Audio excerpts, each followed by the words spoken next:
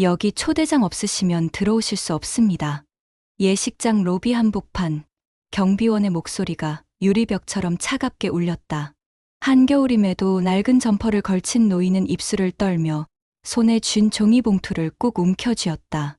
그의 구두는 닳아 있었고 장갑엔 구멍이 뚫려 있었다.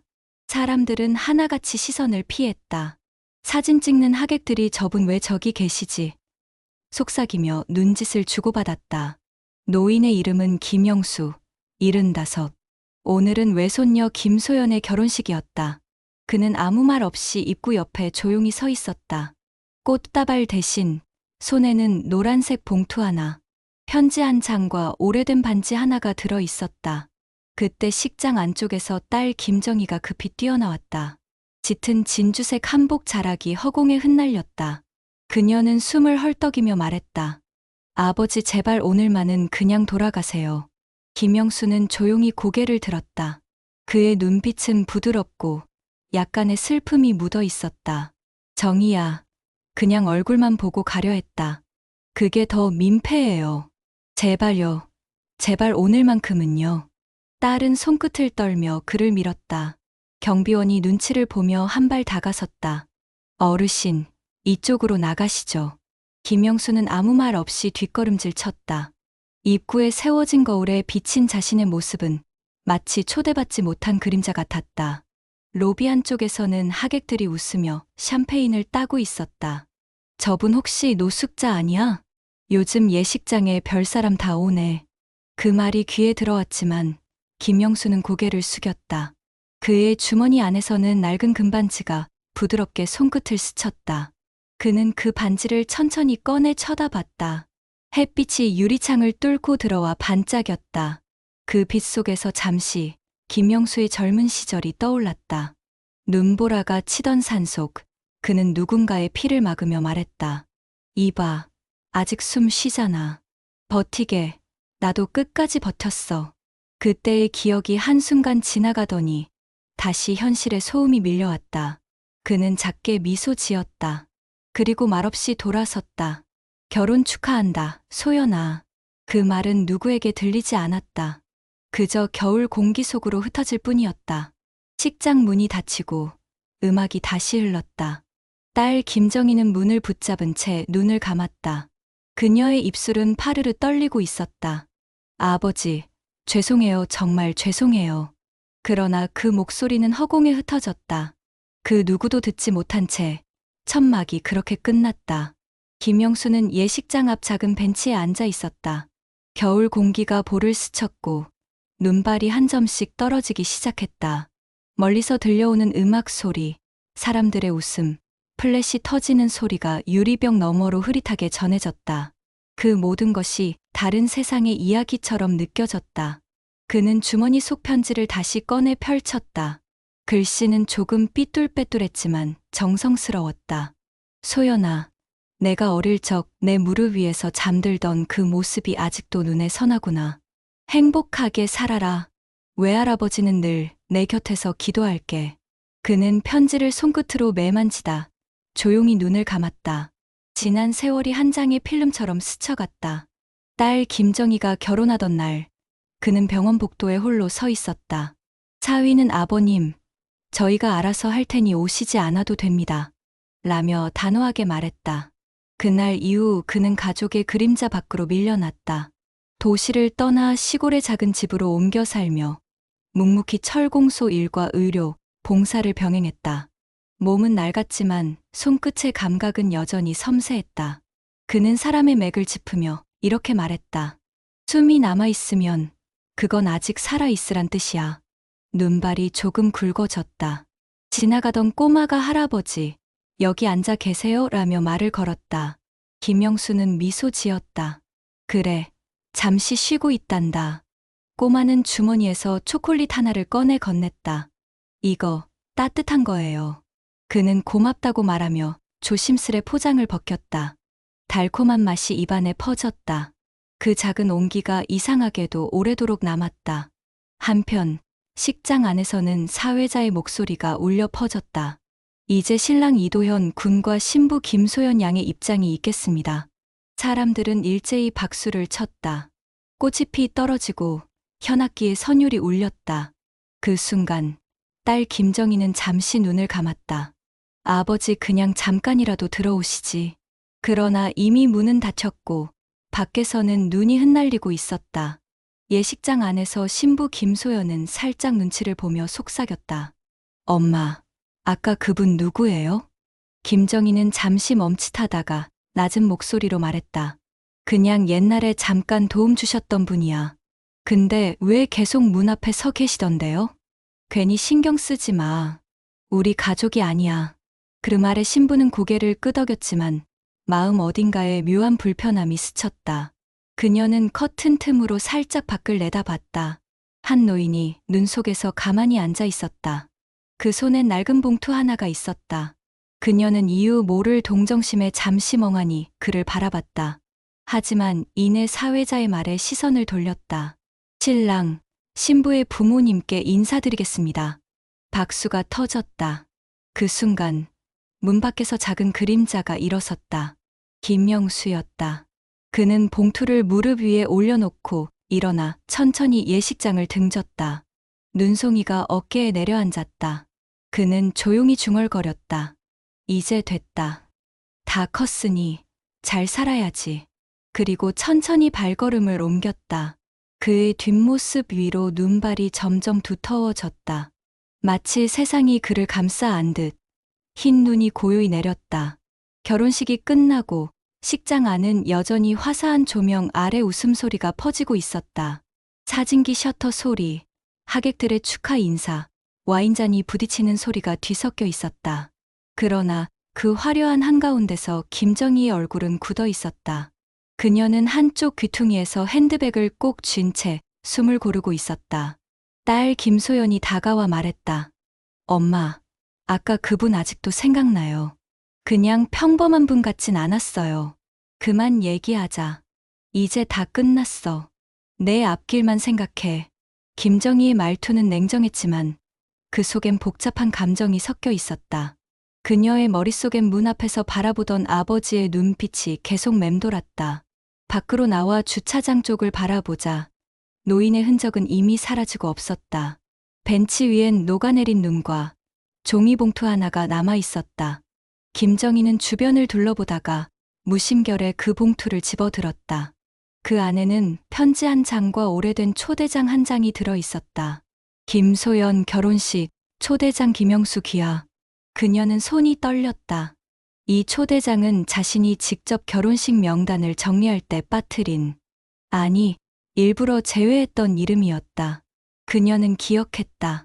며칠 전 명단을 정리하던 중 딸이 물었다. 외할아버지는 부르지 않아요? 그녀는 잠시 머뭇거리다 말했다.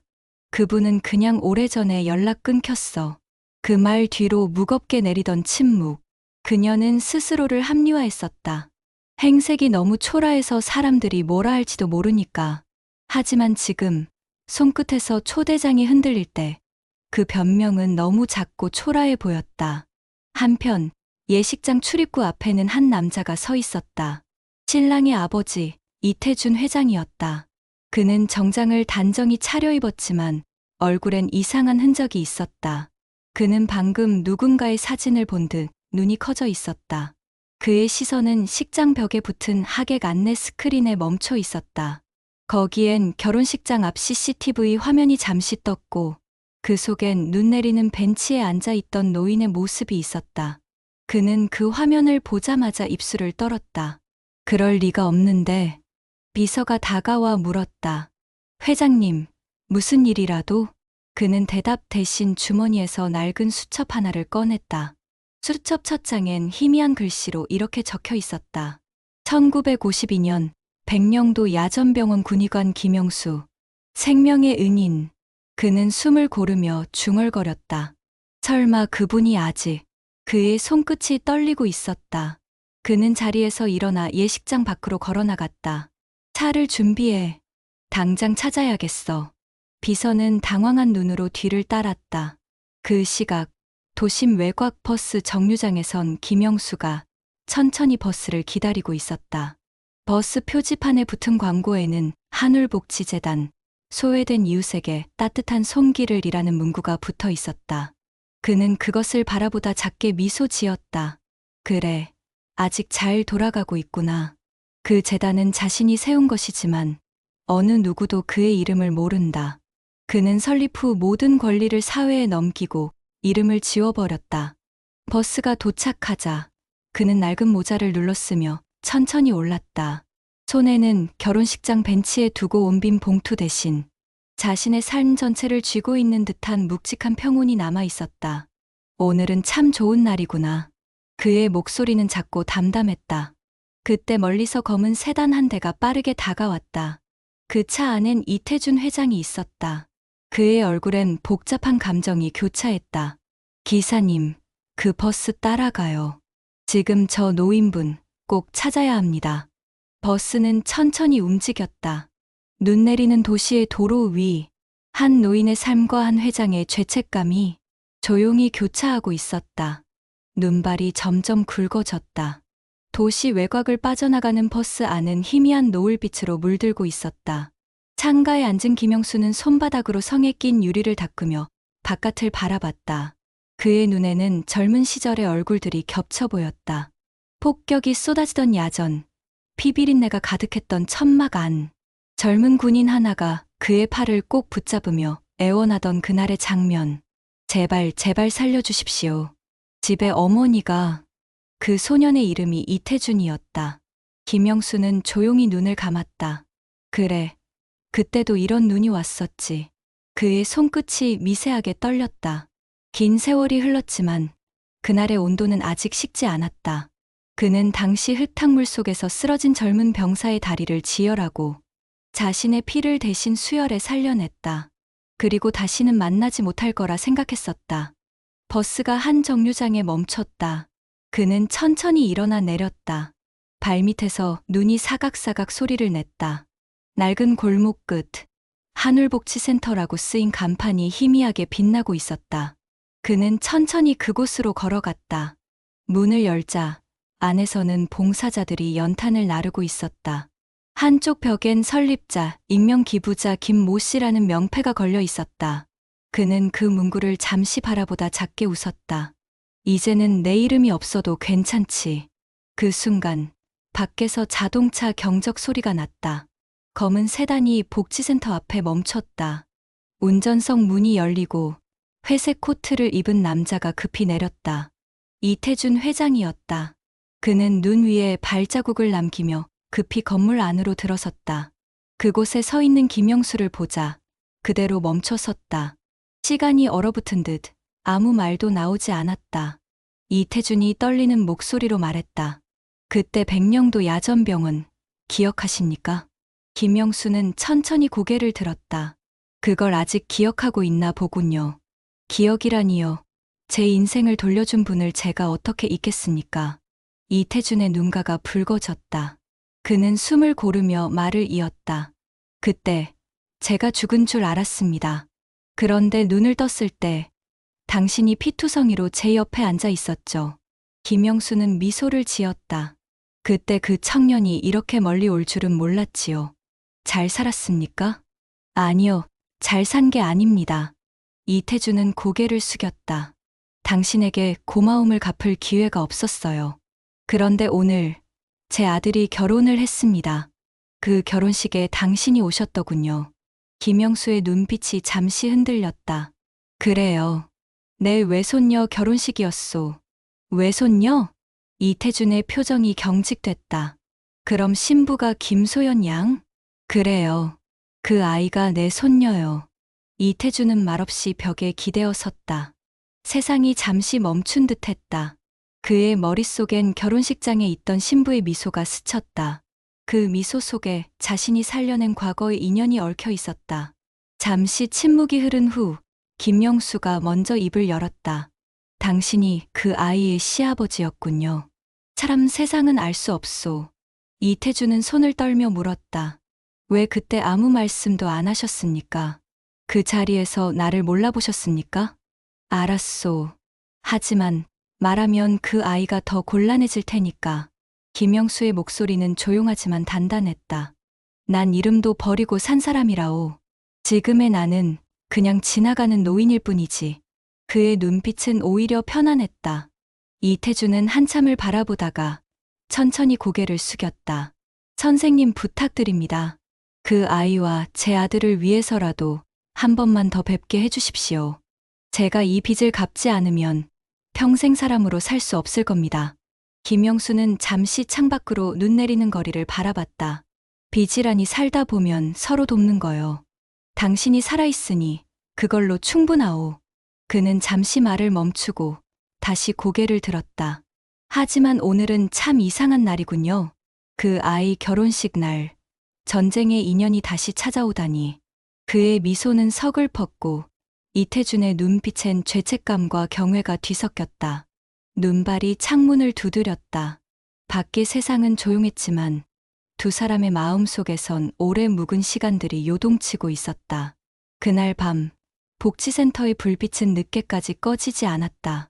두 노인의 그림자가 길게 벽에 비쳤다. 그리고 그 그림자 사이로 세대와 세월을 넘어선 인연 하나가 다시 이어지고 있었다.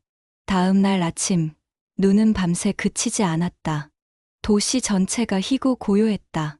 김정희는 예식장 정리를 마친 뒤 멍한 얼굴로 식당 구석에 앉아 있었다. 축하받는 하루였지만 마음은 이상하게 허전했다. 딸 김소연이 다가와 조심스럽게 물었다. 엄마, 어제 그분 정말 우리 가족 아니에요? 그만 묻자니까. 이제 다 끝났어. 김정희의 목소리는 단호했지만 눈동자는 흔들리고 있었다. 그녀는 스스로에게 되뇌었다. 끝난 게 아니야. 내가 끝내버린 거지. 그녀는 밤새 잠을 이루지 못했다. 머릿속엔 예식장 입구에서 눈 속에 앉아있던 아버지의 모습이 떠올랐다. 얼마나 추웠을까, 그 나이에. 그런데도 그는 단 한 번도 원망하지 않았다. 그녀는 하얗게 새버린 머리를 두 손으로 감싸 쥐었다. 그때 휴대폰이 울렸다. 발신자는 낯선 번호였다. 여보세요? 혹시 김정희 씨 맞습니까? 낯선 남성의 목소리였다. 네, 그런데요. 저는 한울복지센터 직원입니다. 어제 어르신 한 분이 다녀가셨는데 혹시 김영수 씨 가족이신가요? 그녀는 숨이 멎는 것 같았다. 아, 네. 제 아버지예요. 무슨 일이죠? 어젯밤에 이태준 회장님이라는 분이 오셔서 김영수 어르신을 만나셨습니다. 두 분이 오래 이야기하시고 나가셨는데 혹시 지금 연락이 안 되십니까? 김정희는 자리에서 벌떡 일어났다. 이태준 회장님이요? 그게 신랑 아버님 말씀인가요? 네. 두 분이 서로 알고 지내신 것 같았습니다. 그녀는 아무 말도 할 수 없었다. 숨이 턱 막히는 느낌이었다. 그녀는 바로 코트를 걸치고 밖으로 나왔다. 눈이 아직도 내리고 있었다. 택시 문을 열며 떨리는 목소리로 말했다. 한울복지센터요. 가능한 한 빨리요. 택시는 천천히 출발했다. 차창 밖으로 스치는 풍경이 눈처럼 흩어졌다. 그녀의 머릿속엔 어제 본 그 초대장, 그리고 아버지의 손이 떠올랐다. 내가 그분을 그렇게 쫓아냈단 말이야. 한참을 달려 도착한 복지센터 앞, 간판 아래엔 희미한 불빛이 남아 있었다. 문을 열자 따뜻한 난로 바람이 얼굴을 스쳤다. 안쪽에서는 봉사자 몇 명이 연탄을 나르고 있었다. 그녀는 직원에게 다가가 물었다. 혹시 어제 여기 김영수 어르신 오셨죠?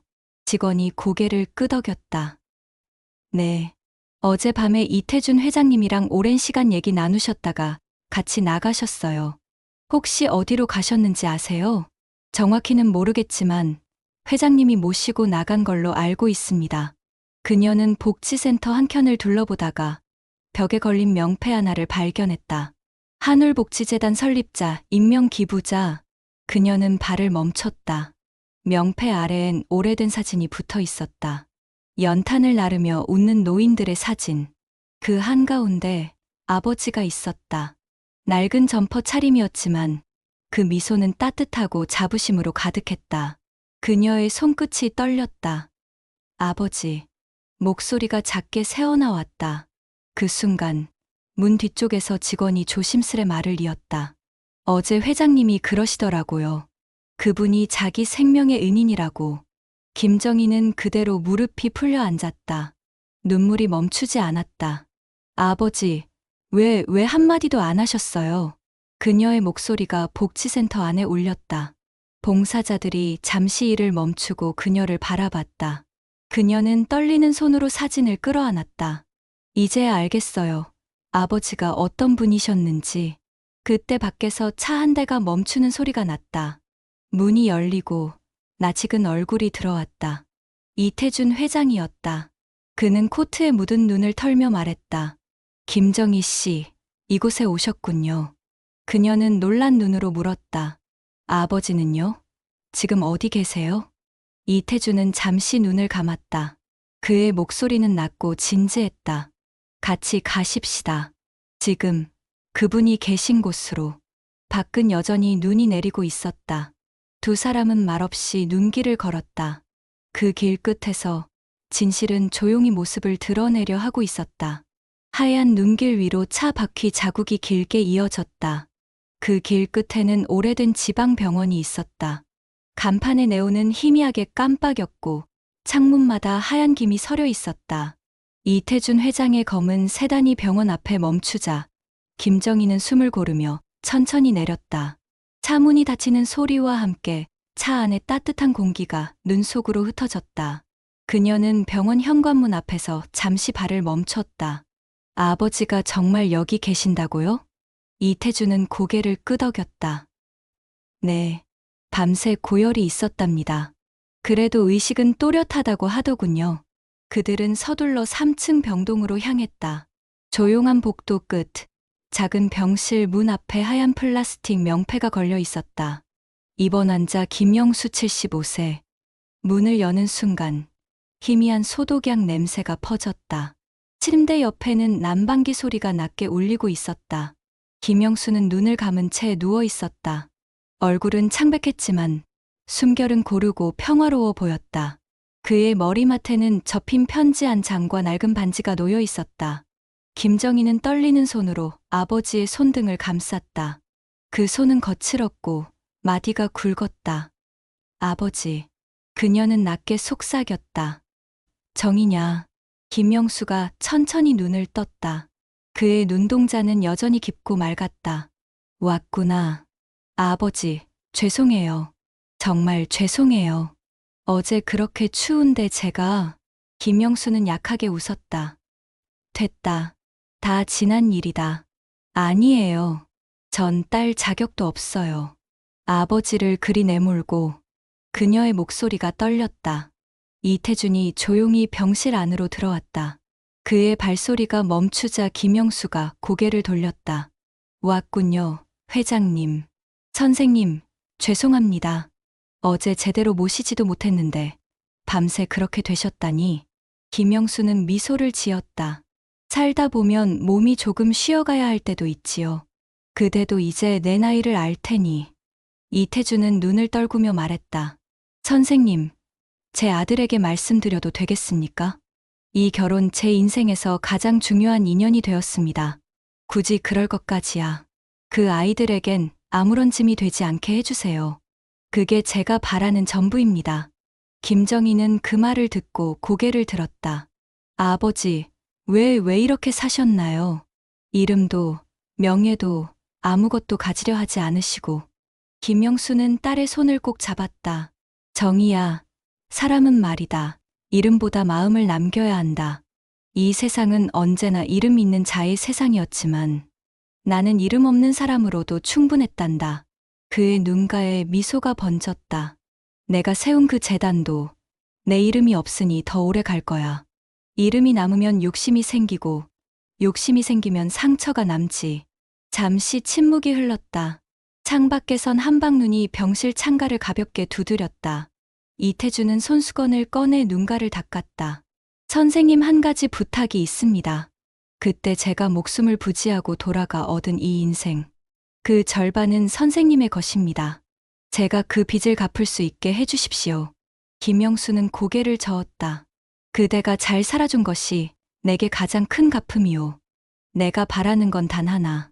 내 외손녀 그 아이가 사랑받으며 살아가는 것. 그의 목소리는 점점 작아졌다. 어제 그 아이, 참 예쁘더구나. 내 어머니를 닮았어. 그 말에 김정희의 눈물이 쏟아졌다. 아버지 이제 제발 집으로 돌아와요. 저희 곁에 계셔주세요. 이번엔 제가 지킬게요. 김영수는 딸의 손을 부드럽게 눌렀다. 이젠 그럴 시간이 많지 않을지도 모르지. 하지만 이렇게 와줘서 고맙다. 그는 천천히 눈을 감았다. 사람이 살아온 세월은 흔적이 남지 않아도 그 사랑은 남는단다. 그 말이 병실 안을 가득 채웠다. 밖에서는 여전히 눈이 내리고 있었다. 그 눈은 병원 창문을 두드리며 마치 오래된 약속의 잔잔한 종소리처럼 들려왔다. 눈이 멈춘 다음 날, 세상은 조용하지 않았다. 아침 뉴스 첫머리에서 낯익은 이름이 흘러나왔다. 어제 한울복지재단의 창립자 신원이 밝혀졌습니다. 그동안 익명의 기부자로만 알려졌던 인물은 전직 군의관 김영수 씨로 확인됐습니다. 앵커의 목소리는 차분했지만 자막에 뜬 사진은 모든 걸 바꾸어 놓았다. 흰 머리의 노인, 낡은 점퍼 차림, 예식장 벤치에 앉아 있던 바로 그 모습이었다. 김정희는 부엌 식탁 위에 떨어진 신문을 덜덜 떨리는 손으로 집어들었다. 일면에는 큼지막하게 사진과 함께 기사가 실려 있었다. 이름을 감춘 천사, 30년간 무명으로 이어온 기부, 한울복지재단 설립자 김영수, 전쟁 고아와 노숙인 돕는데 평생 헌신. 그 아래에는 작은 글씨로 이렇게 적혀 있었다. 그는 최근 회장 이태준 씨의 생명의 은인이기도 했다. 신문을 바라보던 김정희의 손끝이 하얗게 질렸다. 아버지 이걸 왜 이제야? 그녀는 눈을 감았다. 어제 병실에서 듣던 그 잔잔한 목소리가 다시 귀에 울렸다. 사람은 이름보다 마음을 남겨야 한단다. 그 말이 마치 지금의 기사 제목처럼 마음을 파고들었다. 그때 현관 초인종이 울렸다. 문을 열자 정장을 입은 기자 2명이 서 있었다. 김정희 씨 되시죠? 김영수 선생님 따님이시라고요? 그녀는 순간 얼어붙었다.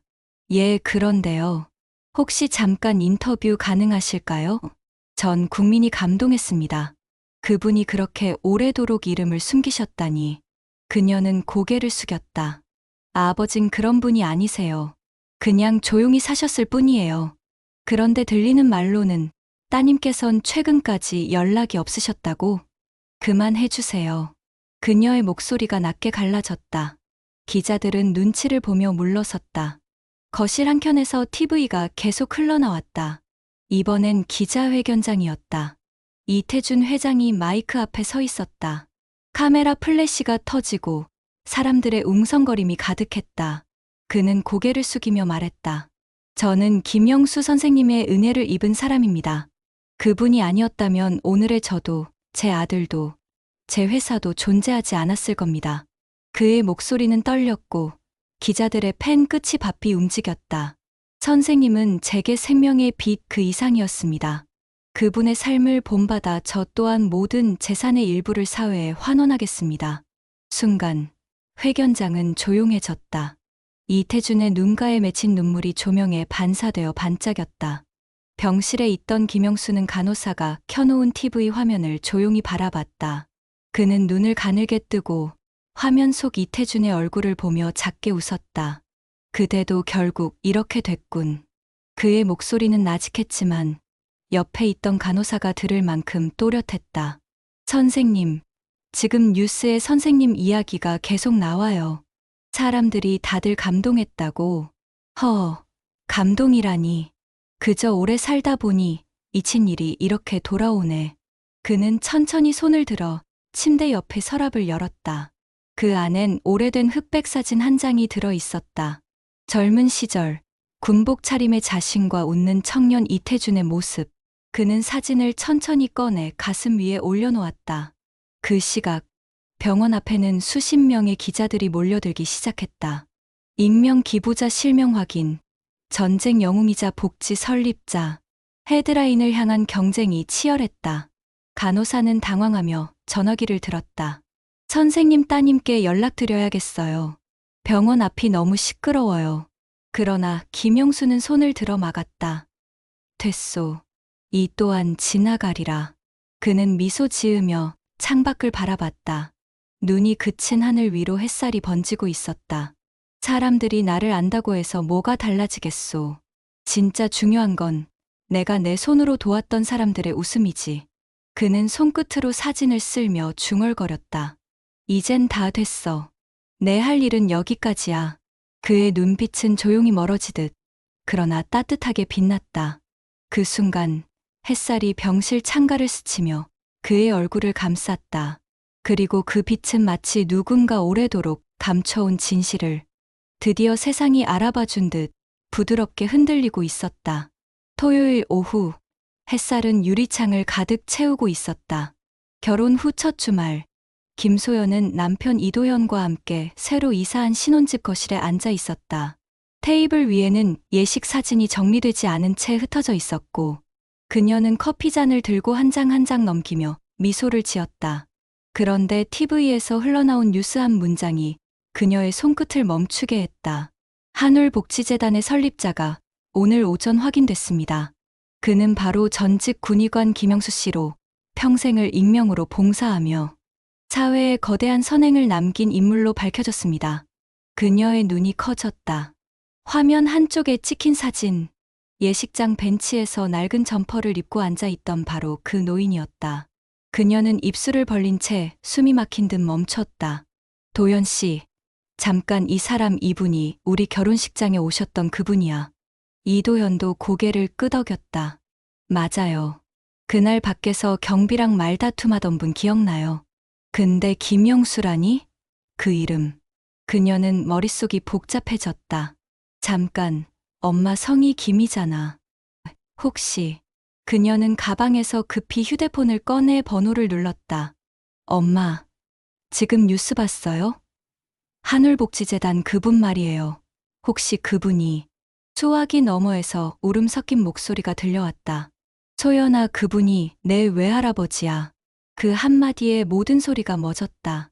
커피잔이 테이블에 떨어지며 작은 파편이 흩어졌고 소연의 손이 덜덜 떨렸다. 외할아버지. 그날 내가 외면했던 그녀의 눈가에 눈물이 번졌다. 엄마, 지금 어디예요? 병원이야. 할아버지가 몸이 많이 안 좋으셔. 기다려요. 지금 바로 갈게요. 그녀는 재킷을 걸치며 현관으로 달려갔다. 남편이 뒤따라 나서며 말했다. 운전은 내가 할게요. 조심히 갑시다. 차 안은 침묵뿐이었다. 소연은 창문을 바라보며 흐릿한 눈으로 세상을 봤다. 하늘은 맑았고 눈은 멈췄지만 마음은 눈보다 더 차가웠다. 그날 왜 나는 문을 한 번이라도 열지 않았을까? 그녀의 머릿속에서 예식장의 장면이 되살아났다. 문 앞에서 초라한 외투를 입은 노인. 그리고 자신은 그를 단 한 번도 가족이라 부르지 않았다. 차가 병원 앞에 도착하자 그녀는 문이 열리기도 전에 뛰어내렸다. 복도를 달려 병실 문을 열었다. 거기에는 외할아버지 김영수가 누워 있었고 옆에는 울고 있는 어머니 김정희, 그리고 조용히 서 있는 이태준 회장이 있었다. 할아버지. 그녀의 외침에 세 사람이 동시에 고개를 돌렸다. 김영수는 천천히 눈을 떴다. 소연이냐? 그녀는 달려가 그의 손을 붙잡았다. 할아버지, 제가 너무 늦게 왔어요. 그날 왜 말을 못했을까요? 그녀는 눈물을 흘리며 고개를 숙였다. 괜찮다. 내가 웃고 사는 모습만 봐도 난 됐다. 김영수의 목소리는 낮고 부드러웠다. 내 결혼식 날 참 예뻤다. 너희 어머니랑 똑같았어. 할아버지, 저 몰랐어요. 세상이 다 아는데 정작 손녀인 저는 몰랐어요. 김정희가 눈물을 닦으며 딸의 어깨를 감쌌다. 소연아, 할아버진 늘 우리를 용서하고 계셨단다. 끝까지 가족을 탓하지 않으셨어. 아니에요, 엄마. 그게 더 마음 아파요. 이도연이 조용히 다가와 김영수의 손을 잡았다. 어르신, 저도 인사드리고 싶습니다. 저 도연입니다. 김영수는 희미하게 웃었다. 그래, 좋은 청년이구나. 그대 아버지를 보니 알겠더군. 내가 나보다 오래도록 그 아이를 지켜주겠지. 이도연은 고개를 숙였다. 명심하겠습니다. 그 순간 병실 문틈으로 햇살이 들어와 김영수의 얼굴을 감쌌다. 그의 눈빛은 편안했고 미소는 깊었다. 소연은 그 손을 꼭 잡은 채 울먹였다. 할아버지 이제야 부를 수 있네요. 저 할아버지 외손녀예요. 김소연이에요. 김영수는 고개를 끄덕였다. 그래, 그 말 참 듣고 싶었어. 세대가 끊겼던 그 말 한마디가 병실 안을 채웠다. 그리고 그 순간 세 사람의 눈물 속에 묵은 상처들이 조금씩 녹아내리기 시작했다. 그날 밤 병실은 유난히 고요했다. 밖에선 가로등 불빛이 눈 녹은 길 위로 길게 늘어졌고 창가에서는 바람이 커튼을 살짝 흔들고 있었다. 김정희, 김소연, 이도현, 그리고 이태준 회장은 병상 곁 의자에 둘러앉아 있었다. 기계의 일정한 숨소리와 함께 어두운 공간에는 묵직한 침묵이 흘렀다. 김영수는 눈을 감고 있었다. 그의 옆에는 하얀 봉투 하나가 놓여 있었다. 봉투 위엔 익숙한 글씨로 이렇게 적혀 있었다. 내 가족에게. 간호사가 다가와 말했다. 어르신께서 미리 쓰신 편지래요. 오늘 저녁 가족이 오면 전해달라 하셨어요. 김정희가 떨리는 손으로 봉투를 집었다. 봉투 안에서는 오래된 종이 냄새와 함께 낡은 금반지 하나가 떨어졌다. 그녀는 반지를 손바닥에 올려놓고 바라봤다. 군데군데 흠이 졌지만 가운데에는 작게 새겨진 글씨가 있었다. 함께 산 세월, 사랑의 증표. 김정희의 눈가가 젖었다. 이건 어머니 반지예요. 아버지가 아직도 갖고 계셨네. 그녀가 반지를 쥐자 편지의 첫 장이 부드럽게 펴졌다. 정희야, 내가 이 편지를 읽고 있다면 나는 아마 먼 길을 떠난 뒤겠지. 서운했을 거다. 나도 그랬단다. 하지만 내가 살아온 세월이 험했을 걸 알기에 원망할 마음은 단 하루도 없었다. 부모는 자식의 선택을 이기지 못한다는 걸 난 너를 보며 배웠다. 글씨는 삐뚤었지만 단 한 획도 흐트러지지 않았다. 김정희의 어깨가 흔들렸다. 그녀는 눈물을 훔치며 읽어나갔다. 내가 가진 재산이라곤 오래된 손과 기억뿐이다. 그래서 진짜 유산은 돈이 아니고 마음이라 생각했다. 세상은 돈을 남기라 하지만 나는 마음을 남기려 한다. 이 반지는 내 어머니와 나의 약속이자 너와 내 아이의 다리가 되어줄 것이다. 다만 한 가지 꼭 지켜다오. 내 딸 소연이가 세상에 부끄럽지 않게 누군가에게 따뜻한 사람이 되게 해다오. 김소연은 고개를 숙였다. 눈물이 한 방울씩 편지 위로 떨어졌다. 할아버지. 그녀는 작은 목소리로 중얼거렸다. 진짜 유사는 마음이라니. 그 말이 이렇게 크게 들릴 줄은 몰랐어요. 이태준이 옆에서 조용히 숨을 내쉬었다. 그분은 늘 그런 분이셨소. 전쟁 중에도 사람보다 이익을 먼저 본 적이 없었지. 이도현은 고개를 숙였다. 회장님, 저희 회사 이름을 바꾸면 어떨까요? 뭐라고? 한울. 한울복지재단에서 따서요. 그분의 이름을 지우지 않기 위해. 이태준은 잠시 아무 말도 하지 않았다. 그리고 고개를 끄덕였다. 그래, 그것도 나쁘지 않군. 김정희는 다시 편지의 마지막 부분을 펼쳤다. 소연아, 내가 이 글을 본다면 할아버지는 참 고마웠다고 말하고 싶구나. 그날 결혼식장에서 내가 문 밖에 있었지만 내 마음은 문 안에 있었단다. 웃는 내 얼굴을 보고 나니 이제 미련이 없구나. 나는 너희가 모르는 세상에서 수많은 아이들을 손녀처럼 키워봤다. 그 아이들이 내 웃음을 닮아 컸단다. 그러니 부끄러워하지 말고 내 웃음으로 또 누군가의 삶을 밝혀주거라. 그녀는 편지를 가슴에 안았다. 눈물이 고여 목소리가 나오지 않았다. 할아버지, 저 이제 알겠어요. 그날의 문을 닫은 건 제가 아니라 제 마음이었어요. 김정희가 딸의 어깨를 감싸 안았다. 우리 이 반지는 이어받자. 이젠 부끄럽지 않게 살자. 두 사람은 서로를 꼭 껴안았다. 김영수는 조용히 눈을 감고 있었다. 그의 입가엔 미세한 미소가 떠올랐다. 그 순간 병실 밖에서 바람이 불어 커튼이 살짝 흔들렸다. 하얀 눈빛이 스며들며 편지 위를 부드럽게 감쌌다. 마치 마지막 인사가 바람결에 실려온 듯. 그날 밤 병실은 유난히 따뜻했다. 김영수의 장례식은 조용히 치러졌다. 꽃은 많지 않았고 조문객은 그리 북적이지 않았다. 하지만 문상록에는 수천 개의 이름이 빼곡히 적혀 있었다. 한울복지센터 수혜자 일동, 무명의 아이들, 이태준 드림, 김정희 김소연 올림. 그리고 그 밑에는 서툰 글씨로 적힌 한 문장. 김영수 할아버지, 감사합니다. 저도 나중에 꼭 그렇게 살게요. 그날 병원 앞에는 기자들이 몰려들지 않았다. 김정희가 요청했기 때문이었다. 조용히 보내드리고 싶습니다. 아버지는 이름 없이 살다 가신 분이니까요. 하얀 국화꽃이 영정 앞에 놓였고 사진 속 김영수는 여느 때처럼 잔잔하게 웃고 있었다. 그 미소는 더 이상 초라한 노인의 것이 아니라 마음을 남긴 사람의 표정이었다. 예식장 때와 달리 이번엔 외손녀 김소연이 사회를 맡았다. 마이크를 잡은 그녀의 손이 조금 떨렸지만 목소리는 단단했다. 외할아버지는 제게 세상을 다르게 보는 법을 가르쳐 주셨습니다. 그날 문 밖에 계셨지만 제 마음속엔 늘 문 안에 계셨습니다. 이제는 저희가 그 문을 열 차례입니다. 그녀는 고개를 숙였다. 그 말에 사람들은 아무 말도 하지 못했다. 눈물과 미소가 동시에 번져 있었다. 이태준 회장은 장례가 끝난 후 따로 기자회견을 열지 않았다. 대신 조용히 회사의 공식 발표문을 내보냈다. 한울그룹으로 사명을 변경하며 매년 이익의 10%를 복지사업에 환원한다. 그는 이사회에서 말했다.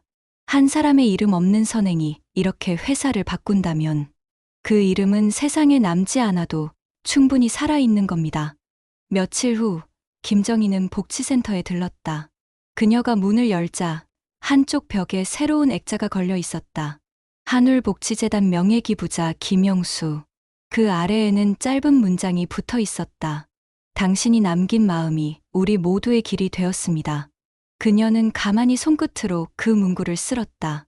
아버지, 결국 이름이 남았네요. 하지만 이번엔 자랑스럽게 남았어요. 그날 저녁 복지센터 옆 골목에서 고등학생 한 명이 연탄을 나르고 있었다. 그의 손에 들린 장갑은 낡았지만 표정은 밝았다. 옆에서 봉사 중인 중년 남자가 물었다. 학생, 춥지 않냐? 괜찮아요. 우리 학교에서 이번에 김영수 장학회가 생겼어요. 받은 장학금으로 연탄 사서 봉사하러 온 거예요. 그 말에 중년 남자는 웃었다. 그 사람, 이름만 들어도 따뜻하지. 네, 저도 그런 사람이 되고 싶어요. 그 시각, 김소연은 외할아버지의 편지를 다시 꺼내 읽고 있었다. 창밖엔 눈이 흩날리고 탁자 위엔 반짝이는 금반지가 놓여 있었다. 그녀는 반지를 손끝으로 돌리며 작게 중얼거렸다. 할아버지, 이제야 알겠어요. 사람이 남긴 건 이름이 아니라 마음이라는 걸요. 그녀의 입가에 잔잔한 미소가 번졌다. 그 미소는 병실에서 봤던 김영수의 미소와 똑같았다. 밤이 깊어가자 복지센터 불빛이 천천히 꺼졌다. 그러나 그 불빛의 여우는 거리 곳곳에 남아 있었다. 도시의 벤치 위에도, 고물상 골목에도, 이름 모를 사람들의 삶 속에도 누군가가 김영수의 이야기를 전했고 또 누군가는 그 이야기를 듣고 작은 선행을 시작했다. 그가 남긴 유산은 돈이 아니라 마음이었다. 그리고 그 마음은 이제 세상을 조금씩 따뜻하게 바꾸고 있었다. 사람은 흔히 이름을 남기고 싶어 하지만 진짜 이름은 입에 오르내리는 것이 아니라 누군가의 마음속에서 오래도록 잊히지 않는 것이라 생각합니다. 김영수 어르신은 그렇게 사셨습니다. 그분이 세운 복지재단은 이름을 얻었고 그의 가족은 부끄러움을 용기로 바꾸었으며 세상은 한 번 더 진짜 품격이 무엇인지 배웠습니다. 우리 모두 가끔은 스스로에게 물어봐야 합니다. 나는 누군가에게 어떤 흔적으로 남고 있을까? 사람들이 내 이름을 기억하길 바라기보다 내 마음이 누군가의 하루를 조금 더 따뜻하게 만들고 있을까? 이 이야기를 들으신 오늘 단 한 사람이라도 조금 더 따뜻하게 바라보신다면 김영수 어르신이 남기신 마음은 여전히 살아있는 것입니다. 우리가 살아가는 세상은 이름으로 이어지는 것이 아니라 그 이름이 남긴 마음으로 이어집니다. 이 글을 보고 계신 당신께도 조용히 바람 한 줄기 같은 위로를 전합니다. 오늘 하루가 유난히 길고 힘드셨다면 이 이야기가 잠시나마 마음을 덮어주는 따뜻한 담요가 되었으면 합니다. 당신의 하루에 온기가 함께하길 바랍니다. 이런 이야기가 더 많아지길 바라신다면 저희 채널을 구독하고 좋아요로 응원해주세요. 당신의 손끝 하나가 또 다른 선한 이야기를 피워냅니다.